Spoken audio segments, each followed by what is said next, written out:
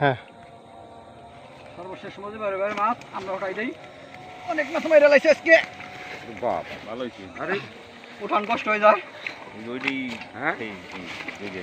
বড় আছে ওটা আরে দেখছো কত বড় বাহ